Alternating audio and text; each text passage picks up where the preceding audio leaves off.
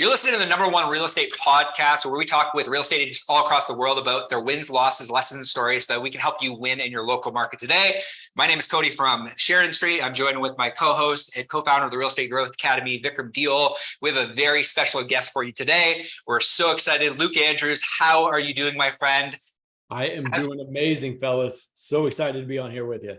Why don't you give us like a high-level overview on kind of like who you are, what you do, why you do it, why you're in real estate investing. Give us like kind of the Spark Notes version of your journey. Sure. So I'm a real estate agent, leader, investor in Louisville, Kentucky, and it really started kind of by accident almost. I mean, I was working in the corporate world. I had a corporate 9-to-5. I was in strategic marketing and data analytics. My wife was a real estate agent. And I'm commuting back and forth downtown every day.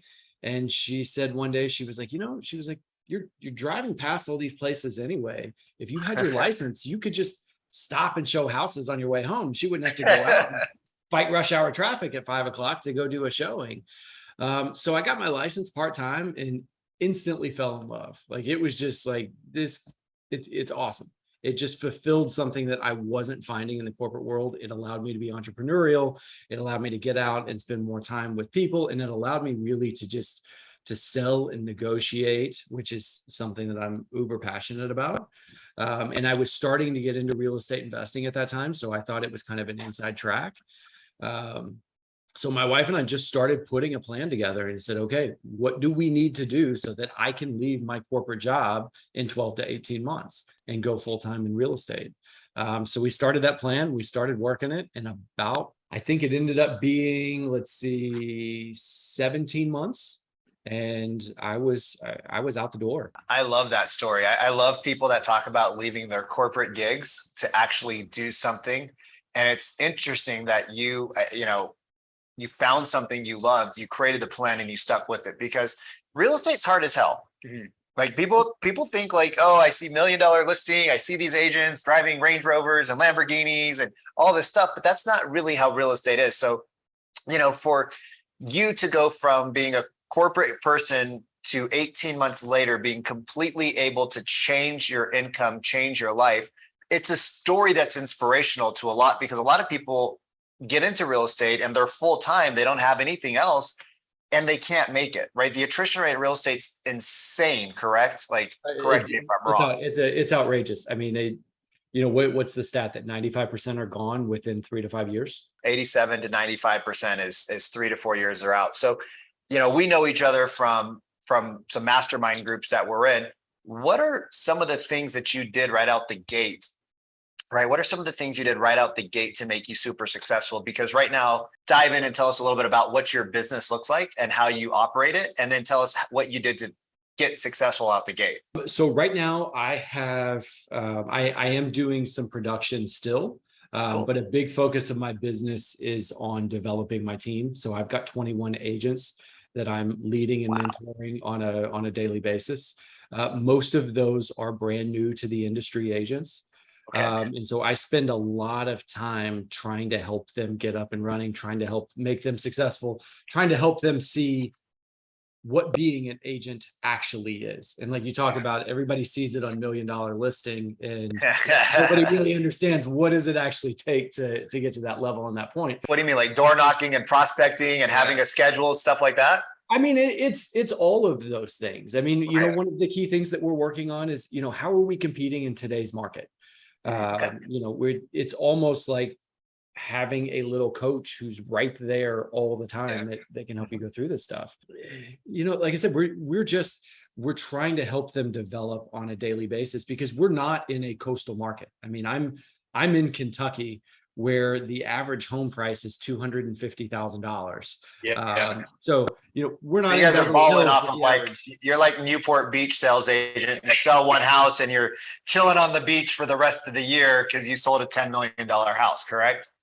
Exactly. I mean, the average agent in my market is doing about $2 million in sales per year. Yeah. So that's $2 million in sales in my market. That's like 12 houses. Somewhere right in there. Yeah. I mean, It's not, it's nothing fantastic. Now, our team is considerably more productive than that. So our average agent is closer to 20 deals per year. Even as brand new agents, I've had two in the last couple of years that in their first full year in the business were able to make over 200,000 in GCI. Incredible. And in a market with $250,000 average sales price, that's a lot. And that's is that company GCI or is that their take home? That's company GCI. Wow. So that's company GCI. Their take home was obviously less than that, but I mean, we're working on skill set on a daily basis. We're working on objection handling on a daily basis. We're providing high quality leads and then teaching them how to go out and farm, fish, and find their own leads as well. Interesting. So what did you do early on? Because to go from 0 to 21 agents is no small feat. Vast majority of real estate agents will never break $100,000 in GCI. So what did you do early on in your business that essentially took you from in production to getting a team to, maybe your first couple of agents to now 21? Maybe talk us about the genesis of kind of how you got to where you are today. Sure. So leadership was always on the table for me. That was my background in the corporate world. It is something that I'm super passionate about helping people grow and develop. But I've also got some great mentors and partners in the real estate business as well. I mean, my broker, Jay Pitts, he's a phenomenal dude that I've known since I was 5 years old, who has grown this massive brokerage, massive teams. And so he's really taken me under his wing and just helped me along the way. And then, we had to get good at recruiting and had to get good at sorting through the bullshit in interviews. What I can tell you is everybody is on their best behavior in an interview. And so you have to try, how can we filter that out on the front side? And I'm not phenomenal at it, but I've gotten significantly better because bringing on the wrong teammates can really put a damper on the remainder of the culture. Which can take otherwise very productive, very happy agents and turn them sour and have them looking to go independent very, very quickly. Totally. So culture is very important to us. And we're always looking to hire to that, figuring if we've got somebody who is motivated and a self-starter and a good culture fit, we can teach them any skill that they need. Brian Tracy, if you can drive a car, you can learn any skill. I think you touched on something really important, right? I think you touched on something really important. I think you undermine your credibility in this field as an expert. And bringing on one agent is super hard. Probably the hardest thing is bringing on your first one agent because they're probably not going to last with you very long for most people, right? Because most people, when they start a team or when most agents think of like a team, they think about having multiple agents, right? So when we talk to agents within the Growth Academy or Cody's talking to agents, and we say, hey, do you have a team? They say, no. And I said, what about a support team? They're like, oh, well, I have a TC, I have an ISA, I have an admin, I have a VA. They have all these different people, but they don't consider that a team because they're still the one who's doing major production. When you shift, right, and you start going from having support to actually building salespeople, it's a completely different beast because those people come into real estate to be independent, right? I want to be in real estate because I want to own my schedule. I want to have more freedom. I want to have more money, right? I want more time, flexibility. And in order to be successful, especially at some of the levels where you're talking about 6 figures in GCI your first year, it takes a level of commitment that I don't know most people understand, right? I don't think most real estate agents understand that, but it also takes the culture if you want to build a high performance team and hiring to the culture, right? You said a couple of really important things, like we hire to the culture, we fire to the culture, we train to the culture. You promote skill building, you promote, and you do it yourself, right? Sure. I've seen you in the classes. So it's not like you're out there saying, hey, you got to do this. And then you're out, on the beach drinking. Do you guys have beaches out there? Where you guys don't have beaches, do you? We are right in the middle of the country. We got some dirty ass rivers. I'm teasing you.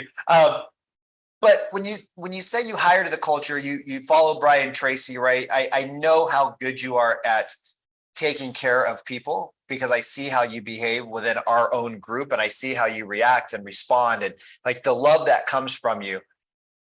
How do you build a culture? of success and of high performance, but of also caring for other people and love and, just coming from the heart. Yeah.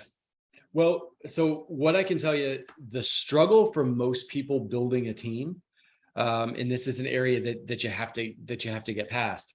Usually especially when you're brand new starting out teams, you're bringing on new to the industry agents, right? Yeah. And so you're spending a lot of time in the beginning, training, mentoring, building them up. You're spending a lot of money, a lot of energy, a lot of time, a lot of resources building them up, and you're not getting much in return. Yeah. But then when they get to the point when they're starting to become self-sufficient, they don't need your time as much, they don't need your leads as much, and you're starting to actually see some fruits from the labor that you put in on the front side, they're ready to go off and be independent, right? Interesting. And so you struggle in the beginning, and it's like, no, I got to do everything I can to hold on to this person. And what I realize is I'm starting to do them a disservice. So I just started putting the agent first and saying, okay, you're going to come in. I want you to get 6 months under your belt to where you're starting to just understand the business and you really see what direction you want to go in. And then once you've got a solid understanding of what the business looks like, I want you to tell me what you want out of this. Do you want to be a high performing team agent? Do you want to be in leadership on our team? Do you want to go start your own team? Do you want to be a large independent agent? Do you want to go start your own brokerage? Whatever it is that you want to do, I will help you build that plan. I'll actually build the plan for you. I can't work it for you, but I'll build it for you. That's crazy. By putting those agents first and realizing that I don't need to hold on to them, that's actually the worst thing for them is to keep them caged and held up. I've actually held on to agents longer, and it's built a culture of, even though as they're starting to leave, they're recommending more people just like them that are coming in right behind them that say, hey, I'm off on my own now. I was able to be successful because of the things that Luke and Jay and their team brought me. So you need a team in the beginning. You need to go talk to them. Don't talk to anybody else. And then it becomes a referral system. Even though I'm losing that agent, it becomes a referral system through there.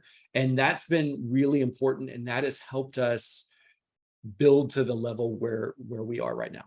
Yeah. So it sounds like you've built a lot of your culture through referrals because they have this experience, this amazing experience. We help them build the thing that you essentially help them build their vision for the future.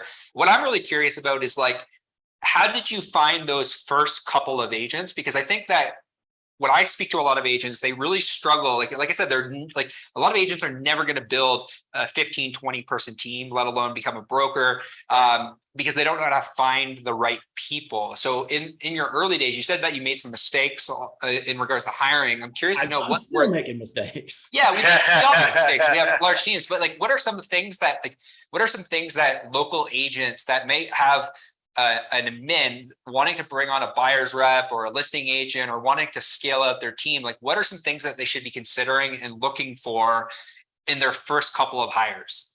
So I'll tell you, the first one or two are somewhat easy. 5 is kind of that number of, it's difficult getting beyond that level of 5, right? Okay. You get, getting beyond 5 is hard. Once you get to kind of 12, 15, 18, it gets a little simpler. But some mistakes I made in the beginning were taking our high performing agents, myself included, looking at our disc profiles and saying, okay, we need to go find people with this disc profile. Interesting. Okay. That I found was an uber mistake because we were essentially just creating clones of ourselves. And then understanding that just because your disc profile is that way doesn't necessarily mean that you're going to have the same drive, the same work ethic, or the same values that are out there. You may have some similar skill sets, but it takes all of these other things. And it also, we've always said there's no bad way to generate a lead.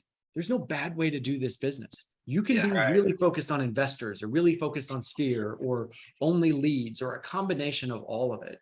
We stopped trying to have this one size fits all model and this one size fits all training portion and onboarding, and then just decide, okay, where can we put some structure around it, but also leave room for some flexibility so that we can let different personality types flourish. When should they go to their first hire, and who should that first hire be? I think it depends on really where their business is. A lot of it probably should be around the TC side of it, because that's a Okay. little more of an inexpensive option to go through and just to try to help you manage the deals that you currently have in place. But when you Yeah. have too many leads and too much volume to handle on your own, I think that's when you need to start bringing in people to help you. I've never been of the mindset that I need a specific buyer specialist and, just kind of start there and work your way up. I'm thinking if you're going to bring somebody on, bring on somebody that's going to be just a full capacity, full Yeah. service agent. Because we tried the buyer specialist route for a little while, and I felt like we were Can kind you of clipping the define wing. what a buyer specialist is? So someone who is really just handling buyers for you. You're still handling all of the listings, but you've got Okay. you've got an agent who's just out there just showing properties, opening doors, potentially writing offers, but really only working your buyers. You're working the listings. It created some limiting beliefs in this. It was almost like the crabs in the bucket analogy, right? So you've got these agents, and all of a sudden, after a little while, they only see themselves as buyer agents, buyer specialists, Yeah. and they're no True. longer looking for the listing opportunities that are out there. Vic, our common mentor, Sharon, always says, your eyes only see and your ears only hear what you're looking for. And so if Yeah. you're really focused on buyers, you're going to miss this massive pool of listings that are potentially out there, this massive pool of referrals that are potentially out there, because you've only been given one specific task, one specific set of instructions, one specific set of expectations. And so you're not actually out there trying to grow, develop, or move on to the next level. You mentioned Sharon, mutual mentor of all of ours. And he, often talks about in the real estate industry, how there's now business, there is referral business, and there's pipeline business. And it kind of sounds like you've done a little bit of everything. So I would love for you to unpack what you as a team early on and what you as a team are doing now in order to, feed 21 agents. But even in the beginning, because I think that the scarcity mindset really kicks in for the early agent, the early team is like, how am I going to feed? If I bring on, another person, how am I going to feed them? If I bring on an admin, do I have enough work for them? Did you early on in your business make sure that, you mastered the referral and the pipeline business? It's really just about training more to skill set. I mean, I think anybody can generate a significant number of leads, but it was more about working on the skill set to help the lead conversion. How are we better than everybody else? So that's really what we focused on then. Now I'm talking to my agents a lot about, as you all know, the new trend in the industry are referral fee based leads, right? Yeah. You get your Zillow Flex and your Realtor.coms and Veterans United and all of these that are referral fee based. And a lot of my agents were very, very resistant to that in the beginning. And a lot of it was because they were going through and they were doing the math. And so, for instance, I told you that we're in a $250,000 market, right? Yep. So I had an agent that came to me and said, I just got this $400,000 lead with a 35% referral fee. And they start doing the math and they're like, this is no good. It's like, this is the commission that I would get. Here's the referral fee. Here's my team splits. Here's everything else. It's like, I don't like this business of these referral fees, and especially these high referral fees. And I said, okay. I said, well, forget about that one. I've got this buyer over here, a $260,000 buyer, no referral fee to it. Why don't you just take it and just run with it? And they said, hell yeah, I'll take all those you'll give me. And I said, okay. I said, let's sit down and let's talk about that. I said, if you look at the commission at the end of the day on this $400,000 buyer with this big referral fee versus this 260 with no, the commission dollars are exactly the same. But here's where it's different, right?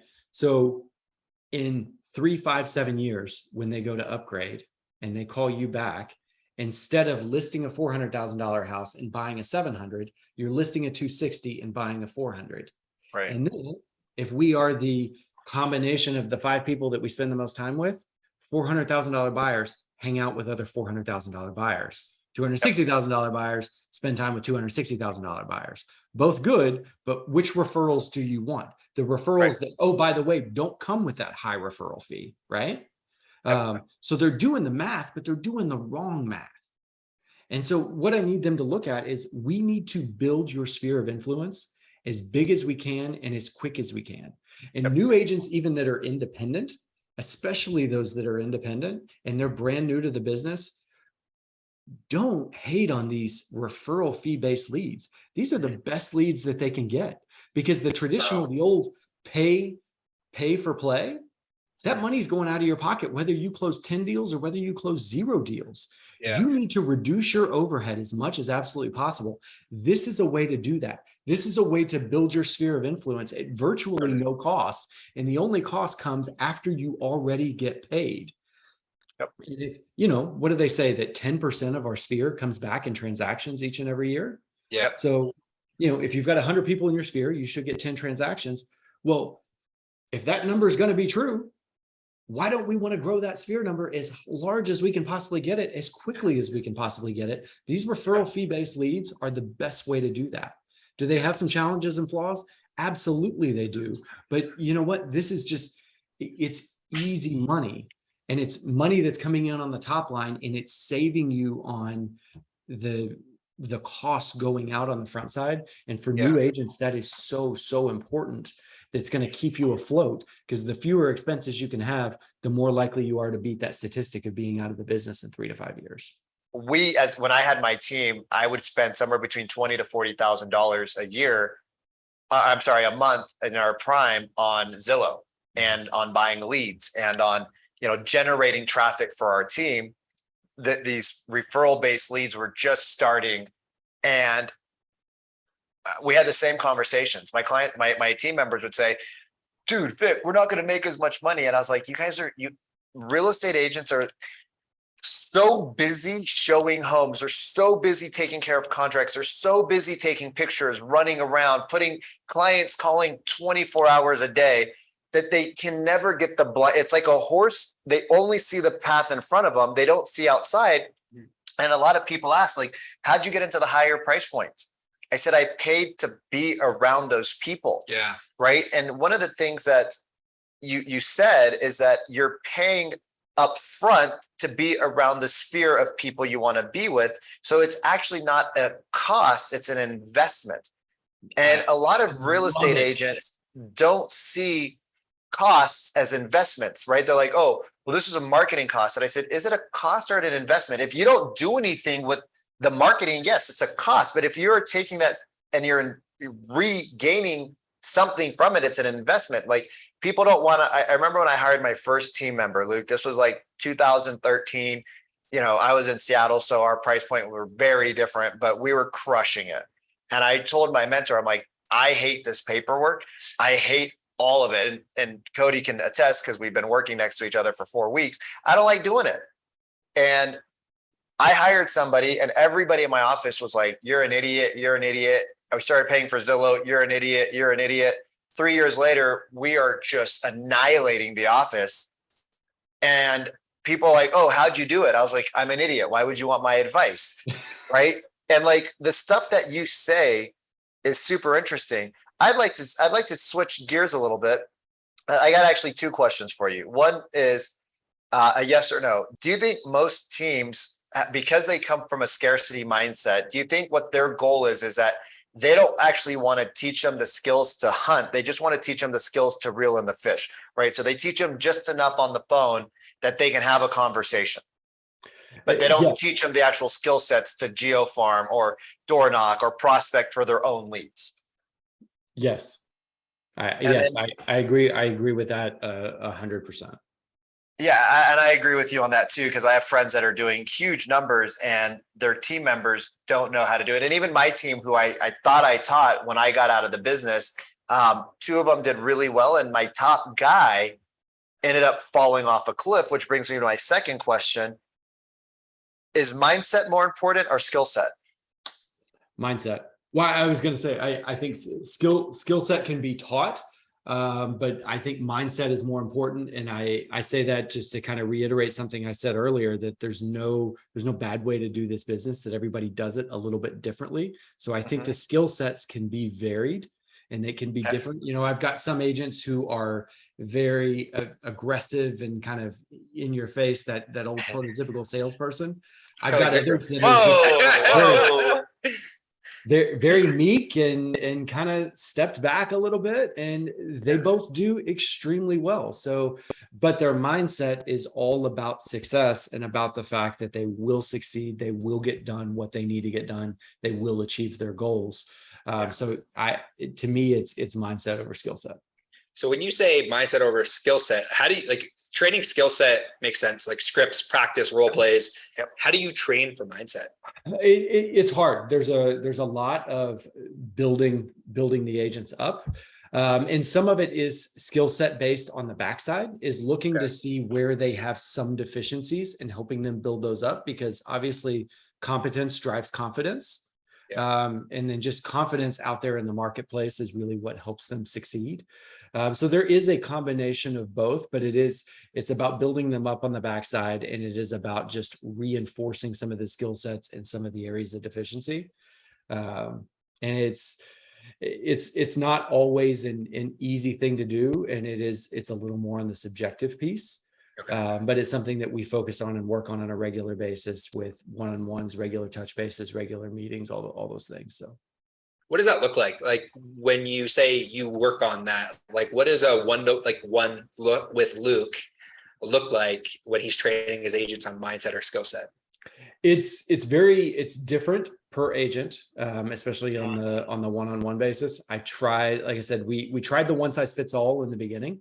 If we got a scale, we have to be efficient, and we have to have just one format and one system, and everybody's going to fall into it. And it didn't work for us. And so each and every one-on-one is a little bit different, but we collect a lot of data. And so I can look at my agents and I can say, okay, I see that you're going on, or that you're prospecting a whole lot of hours, but you're not going on a lot of new appointments. Let's figure out where we know you have some deficiencies in your phone skills. Or I see you're going on a lot of appointments, but you're not writing a lot of offers. Let's work on your closing in the home. Or you're writing a lot of offers, but you're not getting a lot accepted. Well, let's work on how you're communicating with the other agents, how you're writing these offers, how you're guiding and directing your clients, or if you're letting them guide and direct you. So we do work on skill set, absolutely. But it's all about, I have to have them in the right mindset before they're even open to the skill set coaching, or they're even open to being willing to make a change. We were on a call with Sharon a couple of weeks ago, and he used me as the example. And I was talking about some things that I was having some challenges with. And he says, most things are a mindset issue, but you have to go through the diagnostic tool so that the person feels like, oh, I can see myself doing what I need to do. But if you just try to hard drive them in with, hey, your mindset's all messed up, they're going to push back, because nobody wants mindset coaching, right? Nobody wants to have a mindset coach, right? We want to have a person that can help us make more money. We want a person that can, help us lose weight. We want a person that can help us with all these things. Do you think you can actually train mindset, or is it something that people are built like? Is it something that you just have to hire to? Like, you have to be able to diagnose people in a certain way through your experience with hiring and firing and coaching and, mentoring all these people.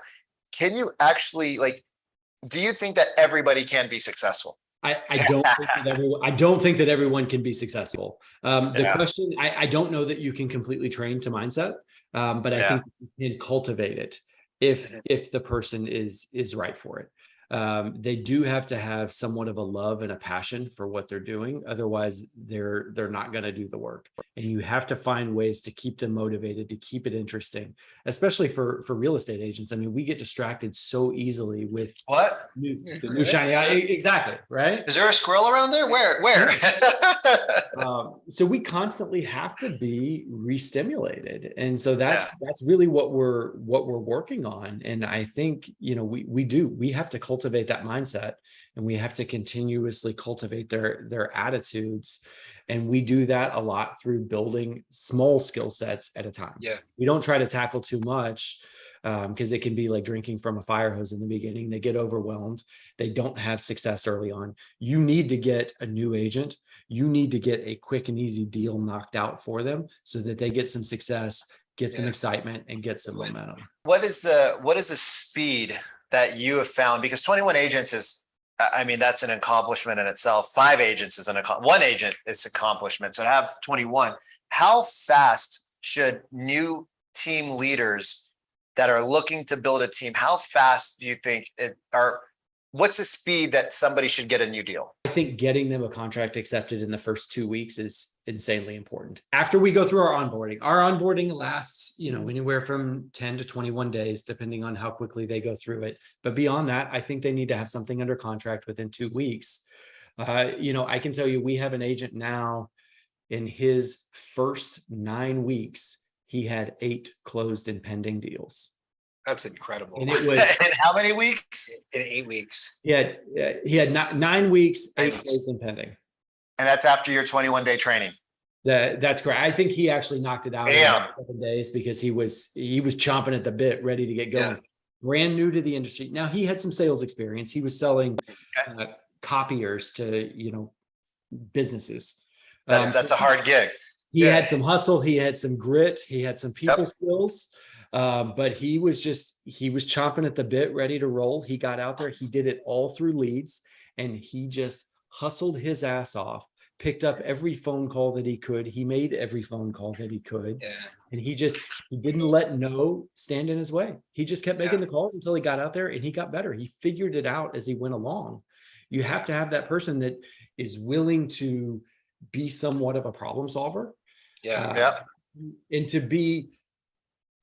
to know when they need to stop and ask for help. I mean, I don't need an agent who's going to come in and who's going to ask me, every time they need to make a phone call. I need them to know, hey, go ahead and go get started, start solving the problem. And then when you hit a roadblock, that's when you need to reach out. I'm really curious we chatted earlier about sphere of influence with your team. I find that a lot of agents have wishful thinking when it comes to referrals, and Sharon talks about this all the time. No one wakes up in the morning and think how they can refer Luke or how they can refer Vikram more business. It just doesn't happen. A lot of them have wishful thinking. Like, how do you train expanding your sphere of influence? Like, what are the key outputs that your agents need to do on a daily, weekly, monthly basis in order to be successful, in order to, close those 8 deals in 9 weeks? Like, what are the intangibles that these people have, and what do they need to do in the first 3, 4, 5, 6 months in order to actually make a go at real estate as a career? So first I tell them, I said, you need to go find your top 3 to 5 sphere who no matter what are going to support you and they're going to refer you business. I said, now there's going to be some very close family and friends who you think there is no way in the world that they would ever buy or sell real estate. You're going to find them on social media and you're going to see, oh, hey, we just closed on our new house. That's too good. It's going to chap your ass big time. But what you need to do is you need to find those 3 to 5 who are going to help you out. And I learned this trick from my wife when she was brand new. She went out, she pulled each of these people. It was 3 people that she knew very well. She took them each out to lunch individually and said, hey, you know me, you know my personality, you know my work ethic, you know I'm going to be successful. But if I'm going to do that, I need people like you in my corner. Wow. I need people like you actively out there referring me and helping me make this successful. She got so super vulnerable that it just exploded her business. I know one of those calls, we've done 12 to 15 transactions within a 3-year span of people that they just referred to us. And it's in a market where the average agent is doing 6 to 8 transactions. If we can get 12 over 3 years from one single source, I mean, it's insane. It's what pushes us above everybody else. And so we try to get them to have some of those conversations, and then how to have just regular, normal conversations and just staying in front of their sphere without, still asking the questions about real estate, still talking through it, but not being so in your face about it. Because I never wanted to be that person that, when my aunt saw my name come up on our caller ID, she's like, oh shit, what's he want to talk about now? What's he want to sell? Is he trying to hustle me something again? Yeah. I don't want Luke? to be that guy. Sure. Quick question. What is one book that you would recommend all real estate agents read? One book that all real estate agents should read. Well, I'll tell you what, I just finished The Upstream Model by Justin Stoddard, who we know, Great who dude. I think is, he's phenomenal. It was an absolutely fantastic book. But for me, at the end of the day, I know it's going to be just kind of that basic cliched answer, but Rich Dad, Poor Dad. Understanding how a business works and understanding that you need to be a real estate investor. I think our agents, a crucial key to their success is all around real estate investing. One, because most agents don't have that skill set, they're afraid of it. So it's going to set you apart. Two, working with investors. Investors are going to keep you fed when the market is slow, right? Even this massively crazy market that we've had over the last few years, it still slows down between Thanksgiving and New Year's during the holidays. That's when the investors are picking up. They see opportunities for deals and they need those last minute tax write-offs because they saw what they made this year. They made too much. So they're going to keep you fed when the market gets slow, but then you also get a chance to be around these investors. You get to learn from them. You get to see what they're doing and how you can go out and build your own portfolio. You as an agent need to be an investor. And I've had some people that say, well, I don't want to put all my eggs in one basket. I mean, this is where my income comes from. I don't know what my retirement should be. I'm not saying it all needs to be there, but if a Fortune 500 CEO, if the majority of their compensation and their retirement comes from company stock that they're in every day and they know it, if it's good enough for them, it's good enough for you as an agent. You need to be involved in this, and not to mention all of the tax benefits, the appreciation, the cash flow, everything that's out there. And it just makes you a more credible agent so that you can go out and you can expand your business, work with more investors, grow your sphere of influence. That's, to me, is where the next 2 to 3 years are going. Agents need to be working with investors on a regular basis. Luke, I have so much gratitude for everything you shared with us today and everything you shared with the audience. If somebody want to reach you and they want to chat with you about investing or about your business, or maybe want to join your team, where is the best place that they can reach you? Two places. One, I did write a book recently on real estate investing and the mistakes that I made going through that.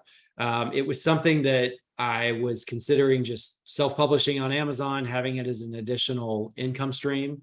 And I realized that if I was genuinely passionate about helping people, that it didn't need to be a cost for them or a moneymaker for me. So I set it up. I set it up as an ebook only, but it is 100% free. 10investormistakes.com. That's the number 10, investormistakes.com. They can go to that. They can download the book for free. I get very in depth with real numbers about my investing journey, especially in the beginning, and the mistakes that I made and what I see other investors make. So they can reach me there, or if anybody wants to email me, I actually answer all my own emails. It doesn't go to my VA. It's luke@lukeandrews.us. They can reach out anytime. I love talking real estate, love talking investing. Anybody has any specific questions, they can reach out anytime. I am more than happy to chat. Luke, I really appreciate your time. And I thank you for listening to an episode of the RE Agent Podcast. We'll see you soon.